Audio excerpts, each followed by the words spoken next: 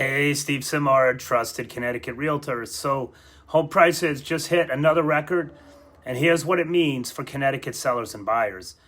Have you heard someone say the housing market is slowing or maybe even dead?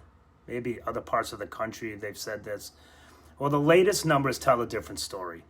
National Association of Realtors has just released its June housing report, and the median existing home price in the United States has climbed to an all-time high of $440,600. Even more remarkable, home prices have now increased year over year for 36 consecutive months. So think about everything we've experienced over the last 3 years. Mortgage rates climbed above 6%, way above. Inflation, economic uncertainty, election headlines, predictions that the housing market was going to crash, yet home prices have continued to rise. Now, before you think that means buyers have no chance, here's another part of the story that isn't getting nearly enough attention. Mortgage rates averaged about 6.49% in June, compared to 6.82% 1 year ago. Wages have also been rising faster than home prices, which means affordability has actually improved compared to last year for many buyers. We're also seeing first-time home buyers return to the market. They represented 33% of all home sales in June, up from 30% just a year ago. Pending home sales also increased 6.3% year over year, the strongest reading we've seen this year. That tells us something important. People aren't sitting on the sidelines waiting forever. They're buying homes. They're adjusting to today's market. And they're taking advantage of the opportunities that are available. Now let's talk a little bit about inventory, because this is one of the biggest stories in real estate today.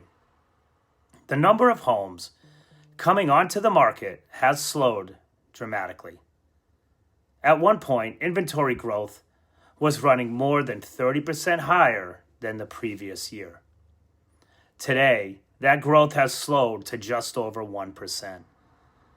According to NAR chief economist Lawrence Yun, if inventory continues to tighten while buyer demand improves, that combination could continue to put prices on an upward trend. So what does all of this mean if you live here in Connecticut? While every town is different, many communities across Hartford County and the Farmington Valley continue to experience limited inventory and strong demand for well-priced homes. If you've considered selling, this could be an excellent time to find out what your home is truly worth and discuss the best strategy for today's market. And if you're buying, don't assume you've missed your opportunity. There are more options than there were a year ago. Interest rates have eased slightly, and with the right strategy, you can still find a great home. The biggest mistake I see is people thinking decisions based on headlines, or people making decisions based on headlines instead of local market data. Every real estate market is local, and that's why I help my clients understand what's happening right here in Connecticut, not just across the country. If you're thinking about buying or selling anywhere in Connecticut, I'm happy to help you.